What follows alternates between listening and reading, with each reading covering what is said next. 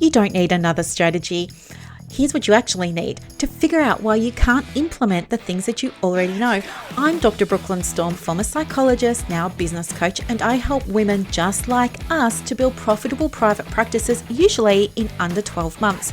Being neurodivergent means I see the patterns that other coaches miss, but it also means I'm a truth teller, so I'm not interested in giving you any business advice that sounds good or might be trending, but doesn't actually work for us.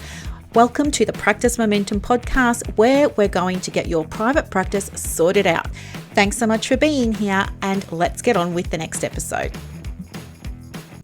If you woke up this morning, got dressed, ready for work, turned on the computer, and then sat there sort of thinking to yourself, what am I meant to be doing? What should I actually be focusing on? Don't worry, this episode is for you. If you are new to private practice and you need to get some appointments in the diary, or maybe if you're in an established practice but you're needing some appointments, look, it could be appointments, right? It could be supervisees for your group supervision. It could be people registering for whatever it is. You know what I'm talking about. If you're in that position, I'm going to help you out. Welcome back to the podcast. I'm super pleased that you're here. I just want to give you a quick heads up about today's episode. First, it's perhaps going to sound a little bit echoey, and that's because I'm in my new place. Yay! I just got in on Friday. Today's Wednesday morning.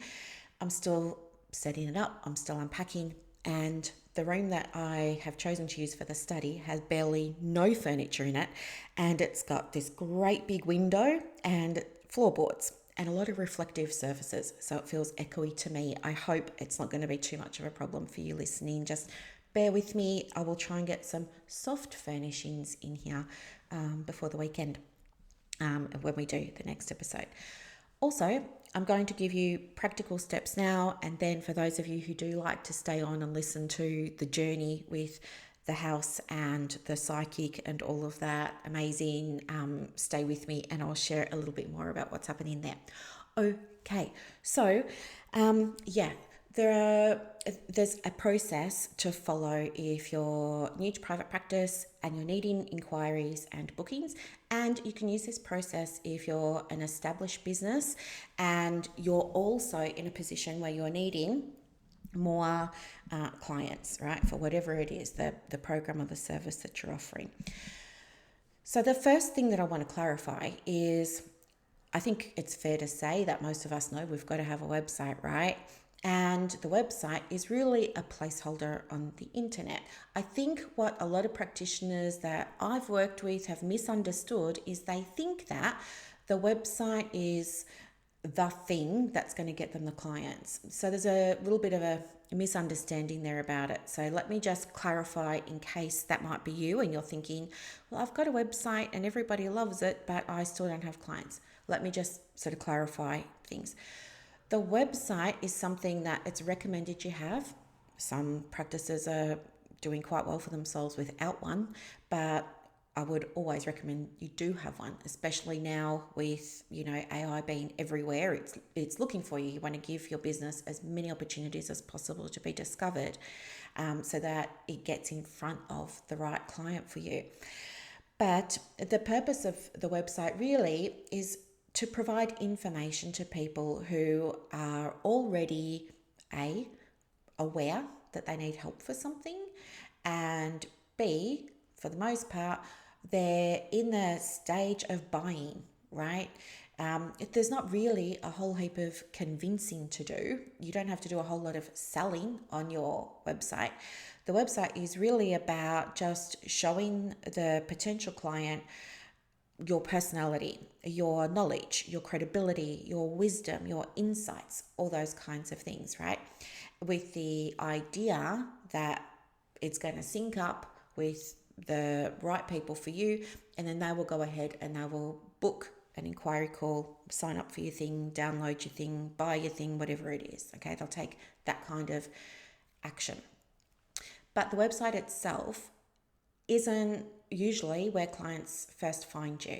Okay, and that's what you need to understand, because if you think that the website is enough and then you're going to go and do a few other things, you'll be struggling compared to other people to get the work, right? We don't want that. So You got to have the website there, but there's other things that get people over to the website. And this is the part that, with the clients that I've worked with, I've been doing this for nearly 10 years now, the business coaching side of things, a lot of the time they just don't understand that part, right? They don't understand the part about, well, I've got the website. How do I then get people over to it? Okay, so you got your website there. That's the first thing, right? How will you know when the website is ready and you can leave it alone? Well, a couple of things. Number one, you want to make sure that the website is optimized. So optimized just means that you've done everything in your power to write it and present it in a way that's really going to resonate with the people you most want to be working with in your business. And so that means minimal AI. In fact, don't ever get AI to write for you and then just throw that writing up onto the computer. That's one of the biggest problems that's happening over the last 12 or 18 months that I'm seeing on therapist websites, right? And it's problematic because Google just won't show your website if it's heavily AI, number one. But not only that, it's not that you get penalized for using AI, because you don't. What you get penalized for is not editing it, not refining it. If Google looks at your AI and it is what Google calls thin, which means it has zero value, it doesn't speak about you, it's not helpful, it's so vague, and things like that, then yes, you're going to get penalized. And that penalty looks like it just doesn't show your page. You're going to have to hunt through the pages. So, when you search on Google and it brings up the AI bit first of, or the AI recommendations, you want to be there, right? And then after that, it has the paid ads. So that's where it says sponsored. And then underneath that, that's when the rankings start. And Google will rank the page based on how well it answers the client's problem, right? The client's question that client typed into the search. So if you've got very generic content that's all about you want to help people live their authentic lives, like Google can't do anything with that, client can't do anything with that. So you're getting buried, right? And you're going to have to be looking at page 7, 8, 9, 23 to find your website. And a client's not going to spend that much time looking, right? That's why we want to get you ranked. And SEO can help you with the ranking, sure, by making sure that, for example, there's indexing, but it can't rewrite the whole entire copy for you. That's not going to happen. So make sure that if you are using AI, you know how to use it. A quick tip, I would never get AI to write my thing and then just publish it. My preference that I tell my clients that I work with privately is write the thing yourself and then take it over to AI to be improved. I think a lot of therapists don't understand and they get it backwards and they just go into ChatGPT or Claude and they're like, write me this blog post or write me, my about section or something like that. And this is how they end up with this very generic chunked up information. So anyway, make sure it's your copy, make sure you're speaking through the lens of your practice wisdom, of your insights for working with your clients, the challenges that you've helped them with. You want to make it as relatable as possible, okay? And by drawing upon your own experiences and your own insights and your own wisdom, AI can't do that, right?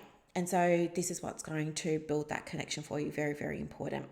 There are other things too, like make sure that you are demonstrating credibility. You've got trust signals on there, authority signals on there. It's easy to use. They don't have to use the contact form to book an appointment. They can get an appointment in 2 or 3 clicks, right? That's the gold standard benchmark. Ideally, your client should be able to book or enroll or purchase something in no more than 3 clicks. That's what you're going for there. And so once that website is done and it's been fully optimized for its AI discoverability, the SEO, all the things, leave it alone for 90 days.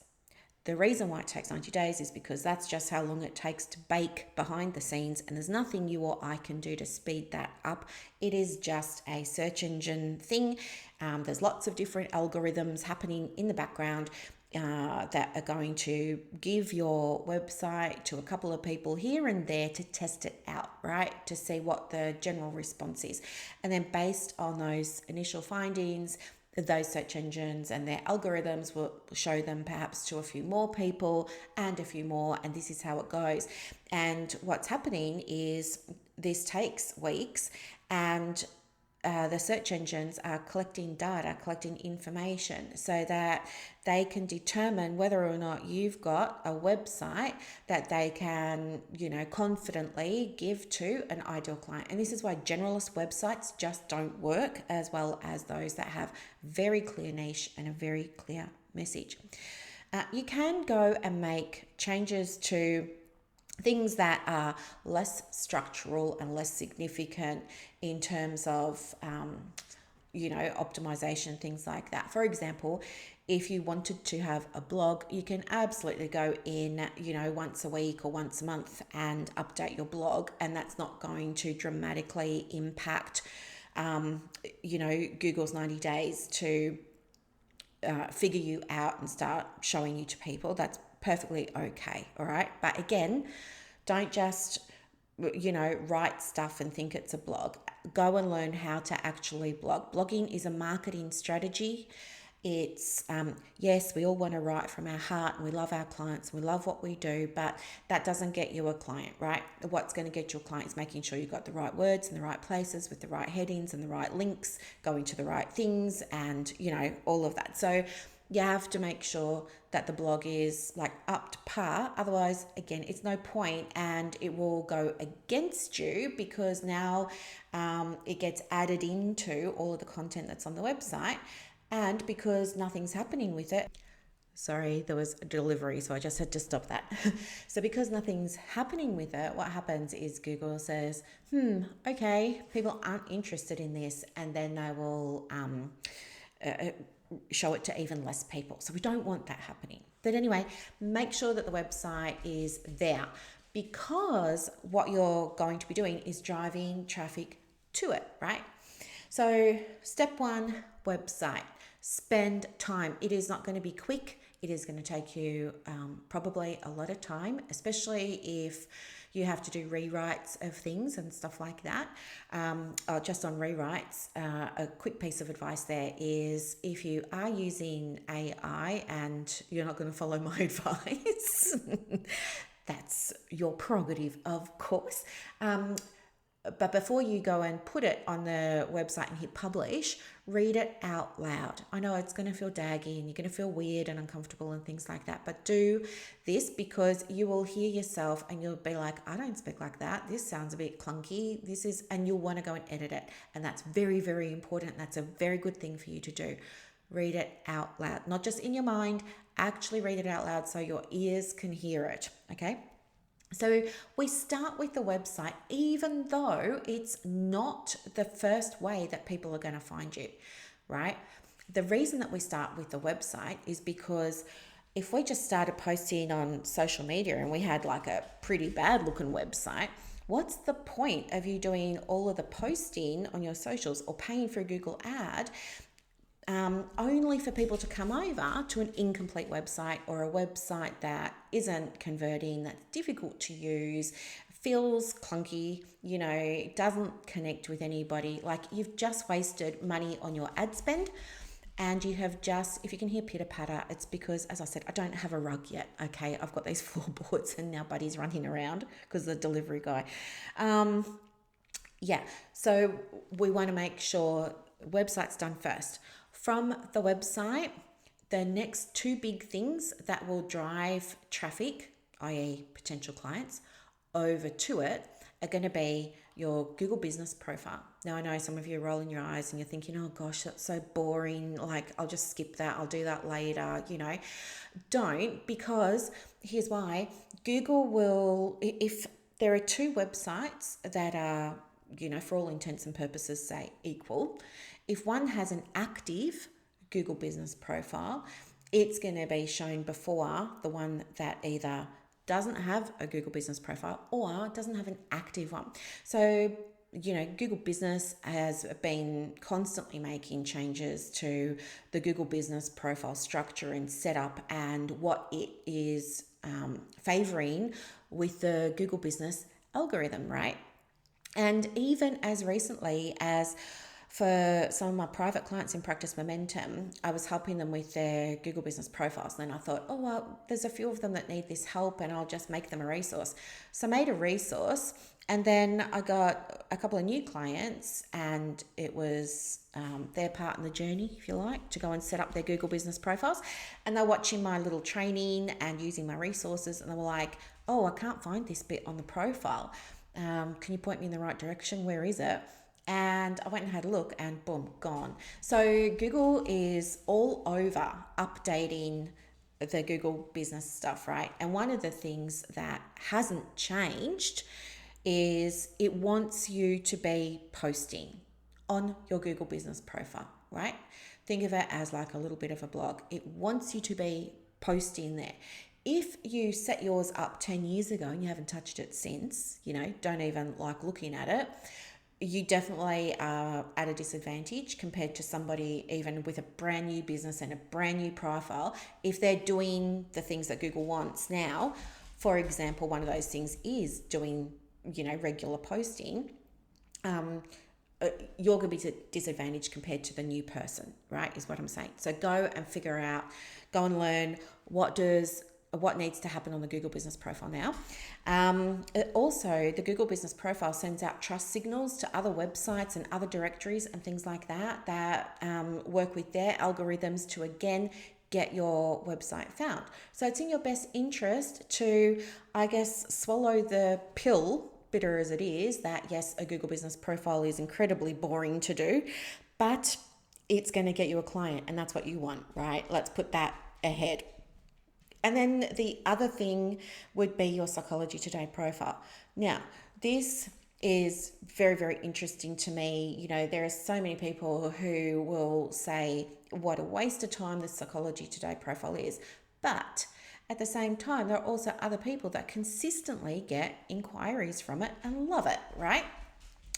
If you have a Psychology Today profile and it's not converting, you're not getting, inquiries, or, when you go and check your insights, it will tell you how many people emailed you, phoned you, clicked your website, all those kinds of things. If you're not happy with that data, it's because there's an issue with what you've put on your profile. It's not that there's an issue with Psychology Today.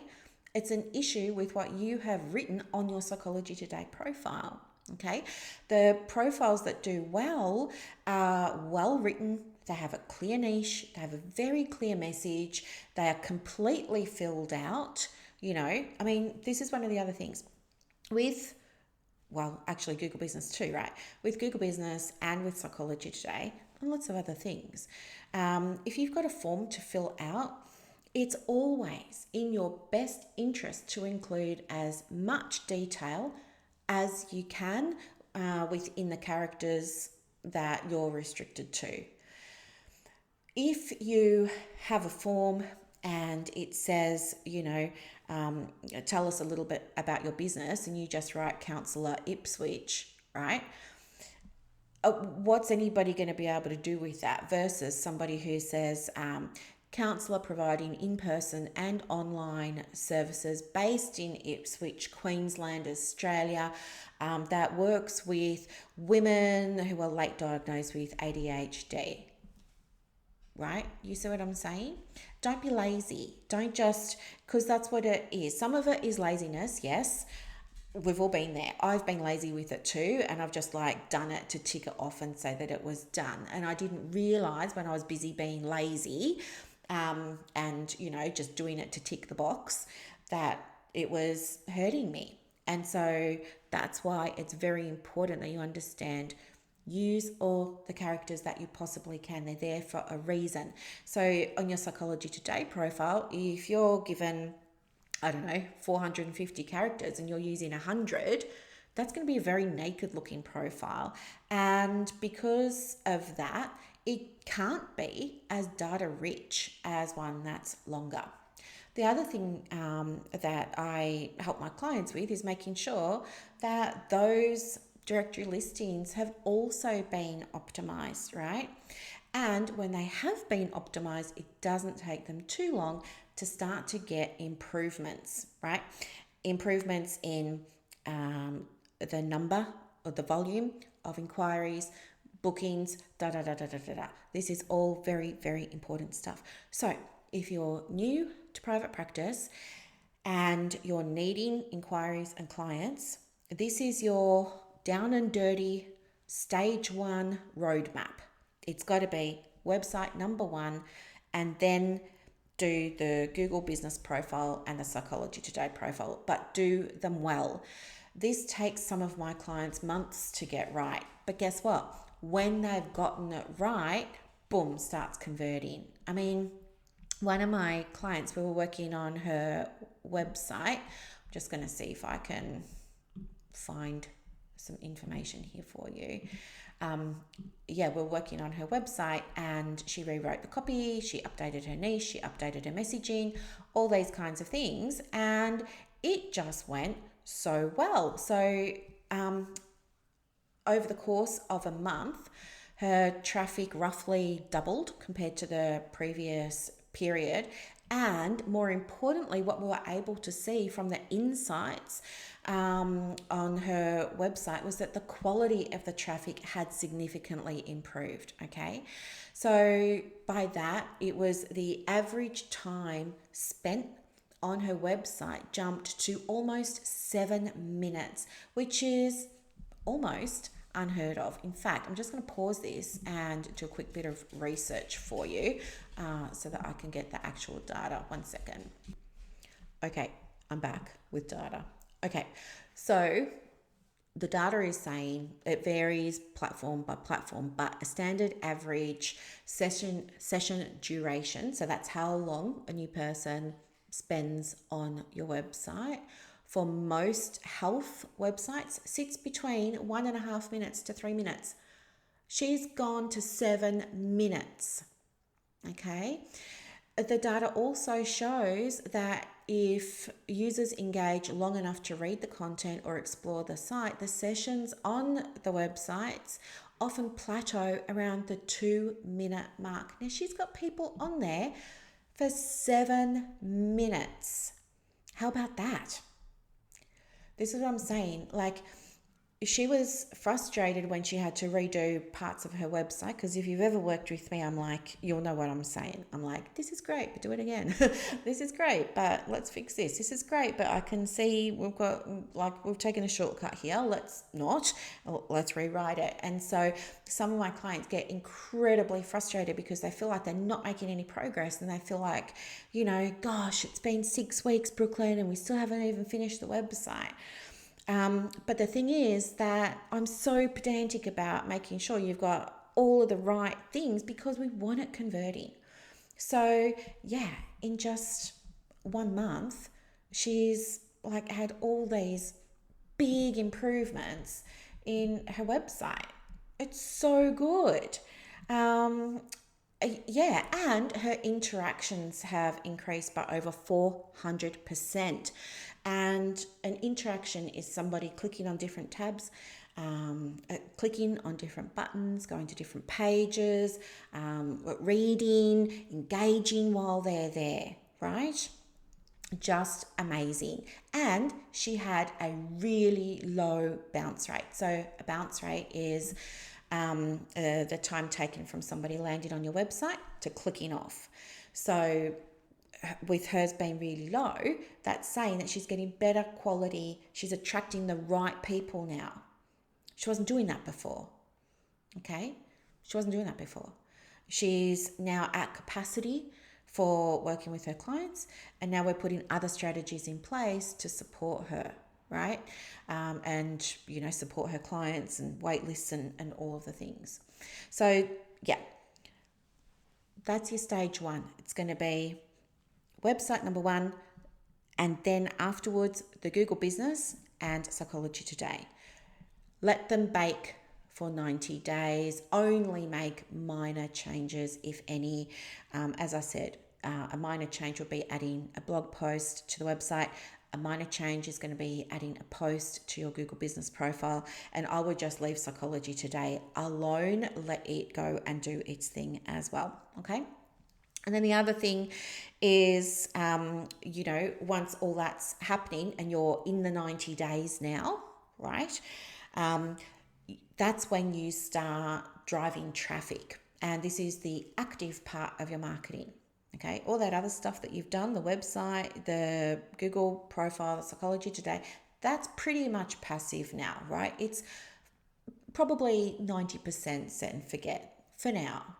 And so what we want to be doing for the balance of these 90 days is not sitting on our hands, freaking out in a state of high anxiety, refreshing the Galaxy diary every 5 seconds because we're waiting for the clients to come through. No, we need to be getting our clients who have never heard of us aware that we're here, we've got what they need, and we can absolutely support them, right? And that is called driving traffic to your website. The clients are the traffic, if you like. We want to send clients over to the website, right? And we do that in a number of ways. You can use paid advertising, like for example, a meta ad on, Facebook or Instagram. You could do YouTube ads. You could do podcast ads. You could do Google ads. You could do things like be active on Facebook or LinkedIn or Instagram. So some of your socials and things like that. If you're not into that, then you might go and start in-person networking. So for psychs, sometimes that can look like a GP meet and greet. For counsellors and social workers, it might be, this applies to psychs too, but you might go to the local MHPN meeting, right? Something like that. But again, networking, it's a whole thing. You can't just go once and expect referrals and do nothing to build, establish, develop, nurture relationships, right? You just, people are going to forget you. You've got to build relationships. Anyway, whole other podcast. But yeah, they're the two things. So we've got stage one, get everything set up, right? So it's like me with my house. I'm making sure I'm getting my house in order so that I can go out into the world. Hypothetically, I would never have anybody at my house, but so that I can go out into the world and I can say, hey guys, I've got what you need. If you need help with your business and getting clients and your marketing for your practice and all this kind of stuff, yeah, come. And then they can start coming over to my house and they can come in, they can have a look around, they can go, oh, this looks interesting. They're going to start browsing, right? And some of them will say, yeah, how can I work with you? And some of them won't. And then there's going to be a whole lot in the middle that are like, I'm going to remember Brooklyn for later. So, right, that's the difference. We've got to do stage one first and then we do stage two. Make sense? Anyway, I hope this was helpful in terms of clarifying your understanding of how the marketing works. It's very, very important that you know, because otherwise you could do what a lot of other people do, and that's focus on the wrong things, right? You might have a website and not realize that it's not great, and you're going to be posting all over Instagram and Facebook and LinkedIn and wondering why you're not getting any clients. It's because you got things backwards. Okay, so we can untangle those very easily. And if you need help, let me know. You can have, if you do seriously, genuinely want my help, of course, you can go ahead and book a 15-minute discovery call with me, and I can learn a little bit more about what your situation is and point you in the right direction, whether that's working with me or if you're not yet ready to work with me, or I don't think that you're in a place where you would benefit from that, I can absolutely point you in the right direction of something else that I might have that could be a better match for your situation, circumstances. Been my pleasure to help you out with that. So that is the education bit of today's podcast. And now, because I got a client in 15 minutes, I'm just going to spend 10 giving everyone who's interested a quick update on what's happening with the new house. So I can't really remember where I left off, but I know that I told you about, seeing the Reiki person, getting the message about the boulder falling. Okay, so now I'm here and I've got my house and it's great. I'm in the suburb and I love it, love it, love it, love it, love it. Feel great here.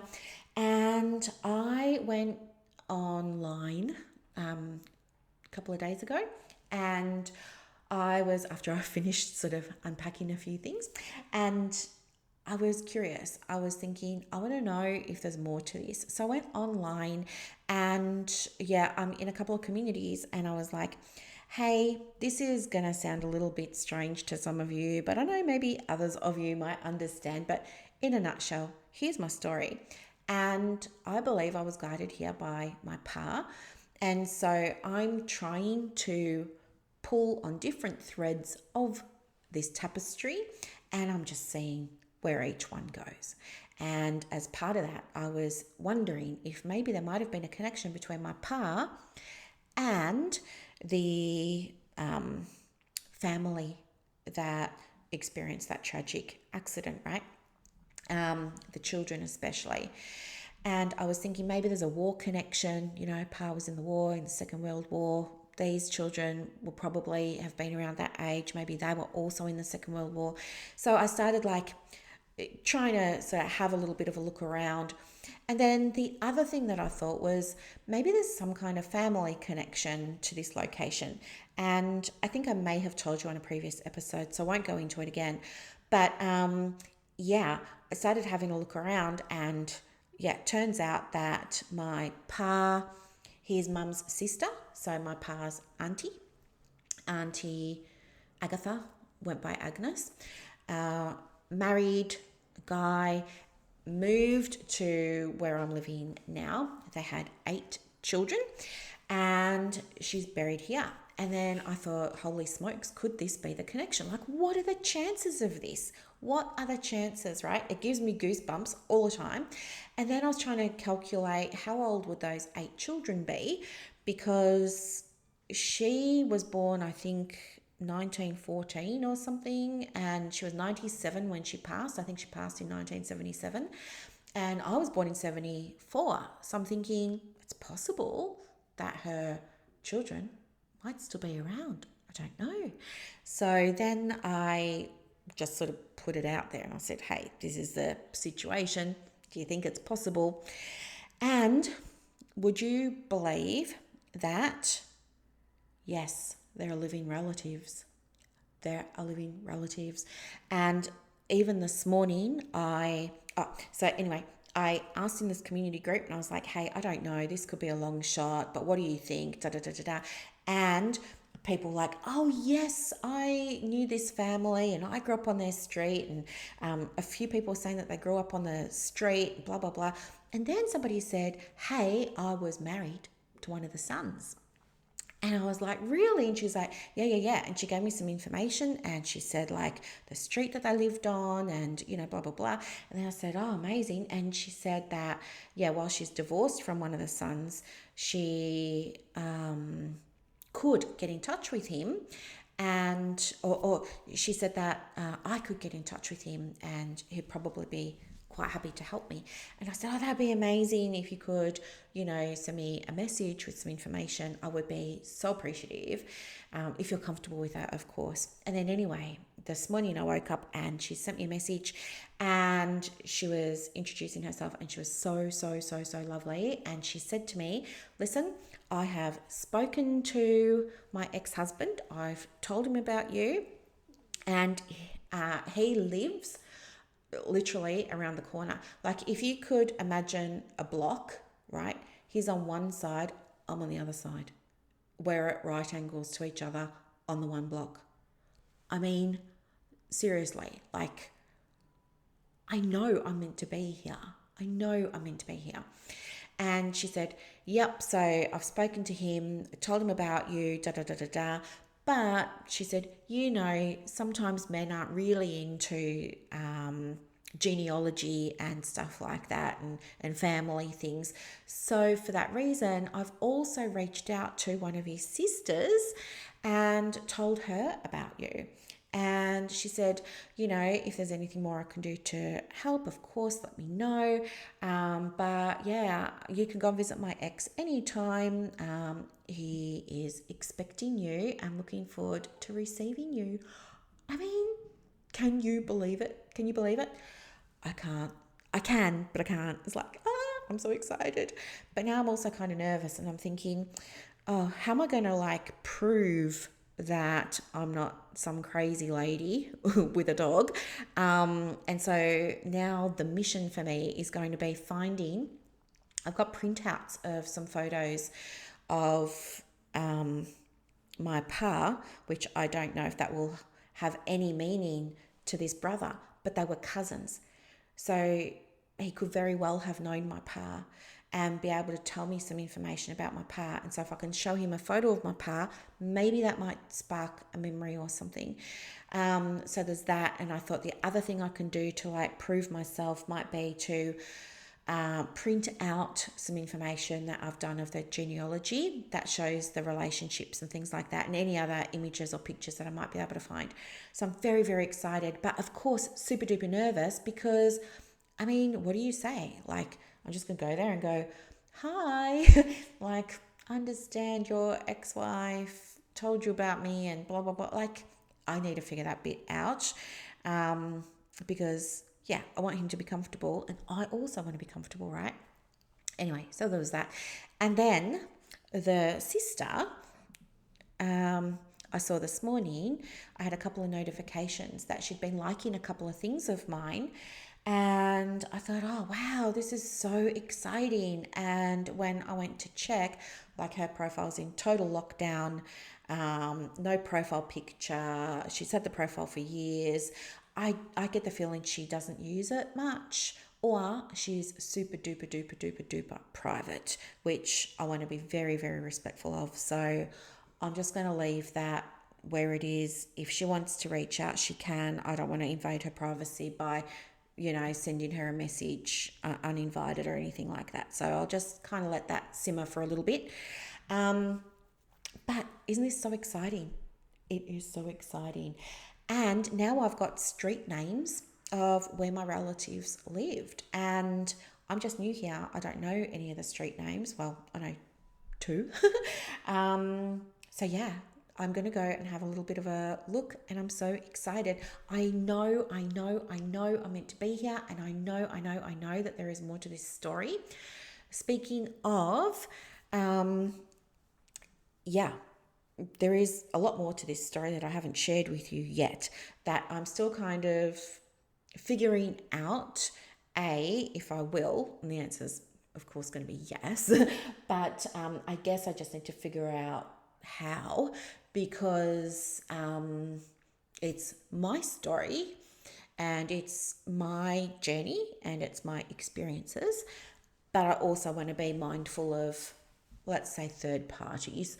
So I just have to figure out in my downtime what the best way of doing that without upsetting anybody might be. So I've just got to think about that a little bit, but I will absolutely share it with you, and I'll tell you why I'm going to share it with you. And I've decided to do that. It's because I know I was not the only one in that position, and the reason that I know that is because I shared glimpses of it anonymously in another online community, and boom, within minutes of sharing, I had all these messages coming into my inbox. And this is something that people just aren't talking about. And you know me, I'm going to talk about the things that nobody talks about. So I will talk about it. I just want to be considerate and mindful and thoughtful of how. It will be a podcast episode, but you know what I'm saying. I want to be respectful and mindful of, as I said, people.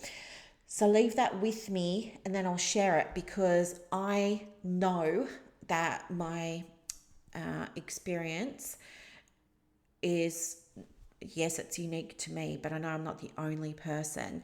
And this is going to be especially important, I imagine, for people with a trauma background, or I believe 100% that the neurodivergence that I developed came about as a result of my childhood trauma. Yes, I have read, the Lancet.